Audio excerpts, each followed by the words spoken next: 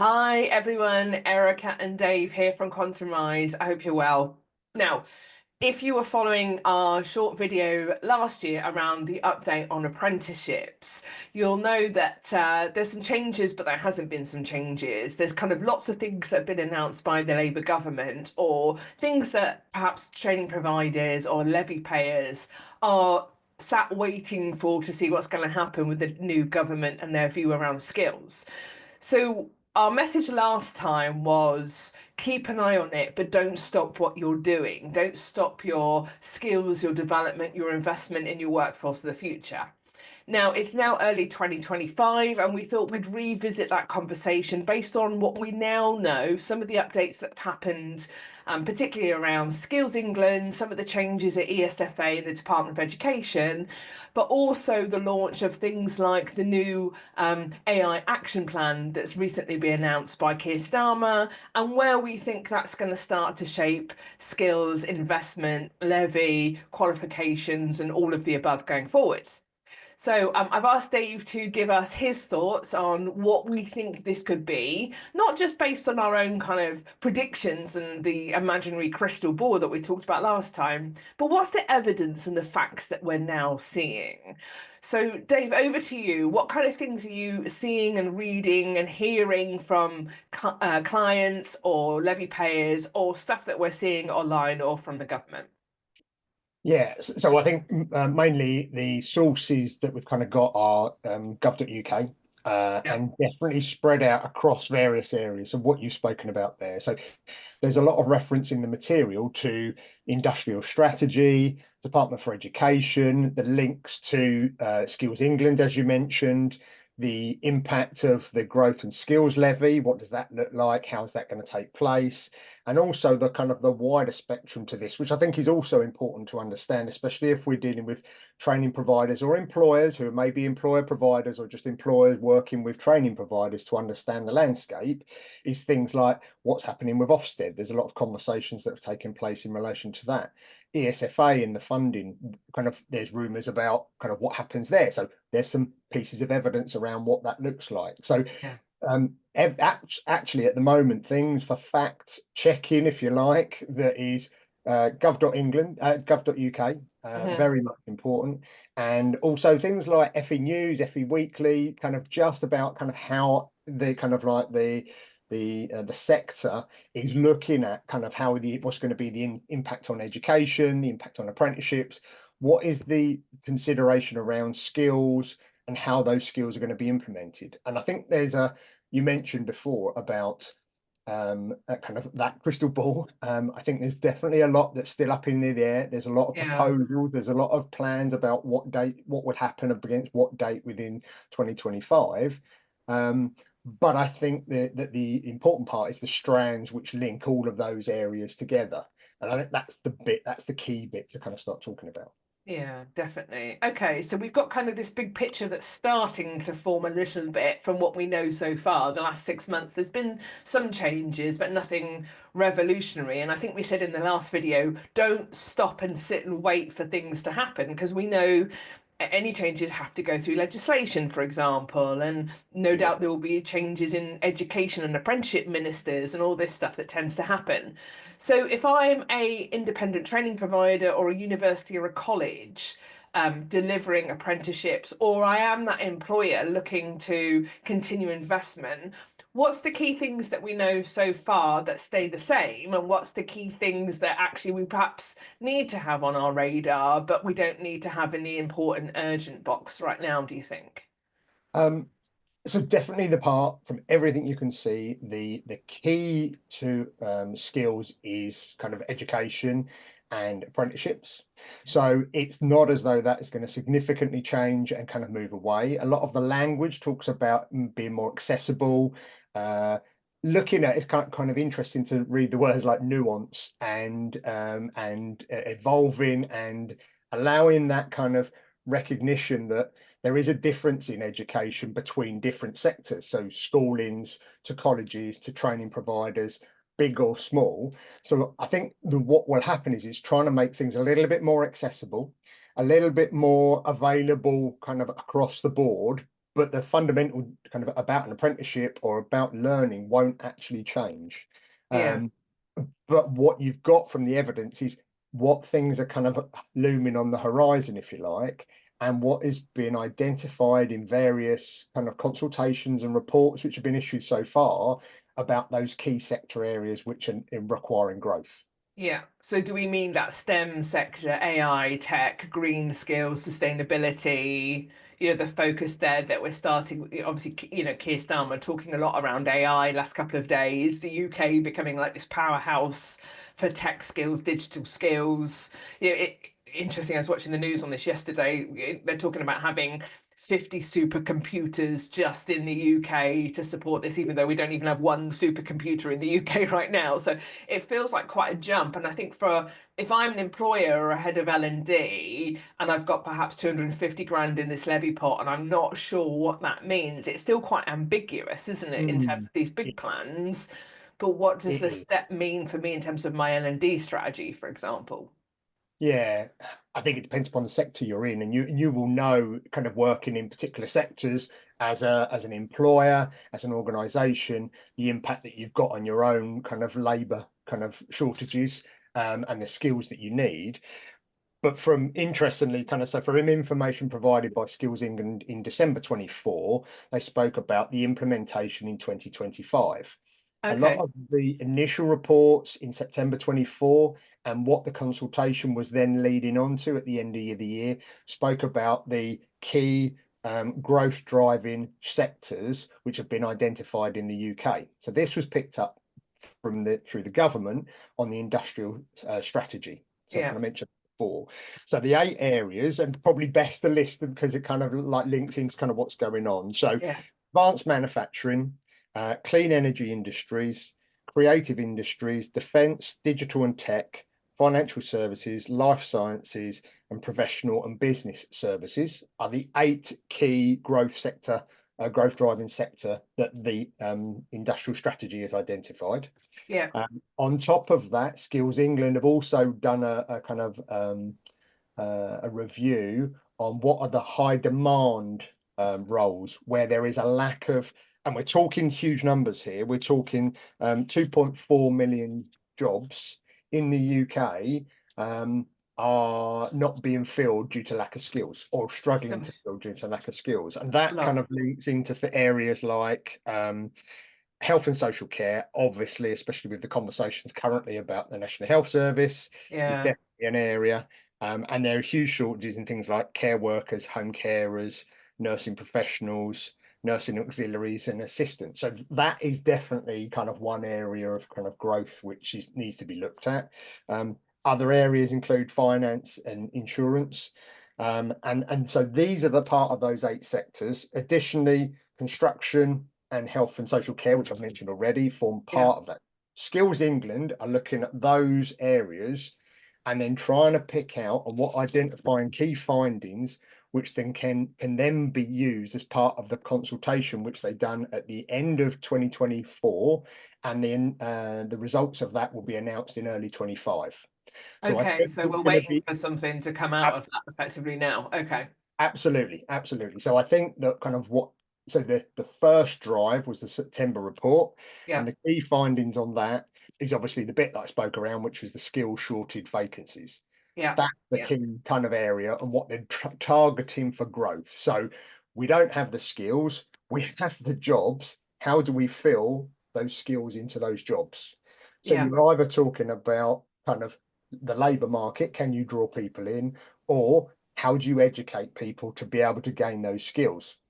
Apprenticeships, kind of modular courses, and so on and so forth. So that's definitely the bit, and that's sitting at around 22% of the population or kind of the job market, sorry, Yeah. and that hasn't changed since 2022. So Oh, wow. that Okay. that's kind of plateauing out and that's always been lower than that. So this is kind of more critical as kind of what's going on. Yeah. Yeah. Two other areas, key findings they had was one was about employers, and it was saying that the qualification landscape is quite opaque. It's difficult to kind of Yes. kind of the bureaucracy and the kind of trying to see what's going on and how to get around it. I think every head of L&D we've spoken to about skills and apprenticeships would probably agree with that. Yeah, definitely. No, it is that kind of bit is it sometimes puts the barrier in place about why people want to do something because it's like it's so Too complicated. difficult. Yeah. Why would I do it? I had Yeah. that conversation with a training provider yesterday. Exactly the same thing is they have the potential, they have the scope within their facilities to deliver apprenticeships, but to actually get involved in it would be too difficult Yeah. to kind of do. So it's kind of like that hesitancy to kind of get involved, which Yeah. is also going to provide problems for employers as well if the training providers aren't kind of Yeah. enabled to get into it. Yeah. Um, so again, things like insufficient mechanisms for encouraging employers to invest in skills. So that again shows it's that part around, well, the apprenticeship levy, the accessibility of the apprenticeship levy, how does that become more accessible to then make that something which is more usable to support investment about what's going on. So Skills England are already starting to kind of identify some of the challenges. The other area of key learning from that September report was around from learners and the fact that pathways for skills in careers are not that clear. And we've Oh, identified that before in the that's conversations been we've had. such a challenge for so long as well. And I don't know what the blocker is. I think part of it is people aren't putting together good practice, talent, and learning with apprenticeships. There's still that gap in people's head, isn't there? Yeah. And for the last couple of years, in the conversations we've had with organisations, is that part of creating career paths? Yeah. Is part of don't looking at one job role with Yeah, an outcome for totally. apprenticeship standard is, well, think about if you've got a gap in a level 5 role, what's your pathway to get to that gap? How Absolutely. do people see that? How do people see I can come and do a level 2? That level 2 will give me a certain skill set. I can master that skill set as part of the apprenticeship and the endpoint assessment. I can then move on, but I know that I can move on. So that will create kind of that require or that interest, that peak interest for employees Yeah. to see that I can stay with this employer for a period of time Yeah. and build a career plan. And it's clear and it's transparent and I know what I need to do, and therefore that makes things like performance management easier, talent management easier, feedback conversations, reviews, all of this stuff that ties into kind of HR pain points. Yeah. Ironically, it can fit really nicely in L&D and HR, we talk a lot about, what's the end in mind and Yeah, what's yeah. the organizational impact. For me, this stuff's so obvious, but I don't know if I'm just over like simplifying Mm. by saying that. Yeah, But yeah. like Absolutely. you No, said absolutely. before, it's the complications with Ofsted and the language and stuff like that sometimes, isn't it?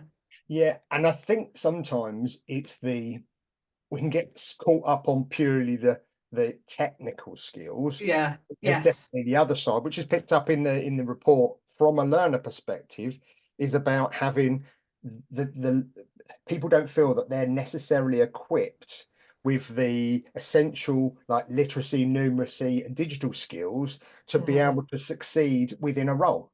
So it might well be that you've kind of got a typical motor vehicle technician role and to learn the technical side, but actually the skills that are required around that, the numeracy, the digital skills, because of the way in which the workplace is, they don't feel that they have those to support.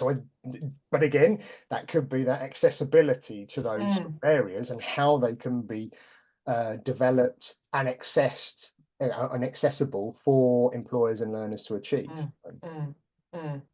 Yeah, and it's interesting you've talked about accessibility a few times because I know there's a kind of debate going on at the moment around things like level 7 apprenticeships and whether levy funding should continue for those kind of apprenticeships. People see that as a bit more elite and not in the spirit of apprenticeships and levy, which I know has always been a challenge. But then you've identified sectors for growth like healthcare and finance. And if you think about the higher apprenticeships, nursing, doctors, Mm, policing, accountancy, they're all that level 5, 6, and 7 type apprenticeship. So the mm, two don't marry up for me, so it's a really ambiguous time for people, which I think goes back to our original message of if you need to invest your levy, don't sit and wait and don't get blindsided by all this kind of ambiguity that's going yeah. on. keep investing in the skills that your workforce needs in the next 1, 2, 3, 4, 5 years. Keep doing those career plans. Keep the transparency. Keep talking within your organization and sharing great case studies and best practice. Because we know from our experience that that's what works, right? And it's easy to get confused and tied up with some of the treacle and all this. Yeah, I agree. I would kind of one part of that just to kind of Yeah, take stock of that. And I think the yeah, part is looking at the bit, yes, obviously you've got some high-end roles there with kind of, and that will lead to that kind of where does the career path end and yeah, can I achieve that through going through an apprenticeship route? Uh, yeah, I think that the bit to look at is the volume of what we're talking about. That yeah, 2.4 million or 20% yes, of the job market is skill shortage. So it's yeah, kind of like there's going to be a volume piece, which is going to be your kind of your entry level, and that's been recognised as kind of part of. And again, the growth and skills levy hasn't been announced as what does that look like as a replacement for. But again, some of the noise, some of the sound from what that sounds like is yeah, things like the inclusion of foundation apprenticeships, yeah, the kind of allowing funding for shorter apprenticeships, kind of giving flexibility to learners and employers to learn kind of things in a different way. So yeah, there, I think really positive sound bites about if that comes into play, that will support some of these other areas. Because yeah, I think, as you spoke, it's not about sitting there waiting for the levy and what's going to happen because we don't know. yeah, But I think it's you need your career paths, your plans, your apprenticeship strategy to kind of support the growth of the business with the view that when the growth and skills levy comes in, you might be able to also use it for additional activity that doesn't fit into the realms of a typical apprenticeship, as yeah, in kind of there are role or so are elements of roles which are based on shorter modules or and that actually if that becomes a plus yeah, to the apprenticeship levy, then that's only an on top bonus. I think the danger will be with that is that that isn't used as an instead of kind of like yes, skills required from an apprenticeship over a longer duration of time, because as we've seen before, what you will get is a short uptake but then a very quick drop off. And yes. as we've always said, there's no silver bullet to delivering a great It's apprenticeship. just a false economy, isn't it? If that's how you want to Yeah, proceed. Yeah, but yeah, I think what it will do, it was a hugely complement. And we've had that again with organizations that we work with who've got a fantastic career structure in place or introduced a fantastic career structure with pathways and learning. yeah, But actually, to support that, to supplement that, they would have really benefited from having the chance to utilize the levy in an alternative way. yeah, And complementing the one against the other will be a yeah. fantastic way to kind of add that growth that is required in the sectors. Yeah, yeah, for sure. And for those kind of heads of L&D and directors of talent who, and I've spoken to many of them, put apprenticeships in the too difficult box, and you can't blame them in a way.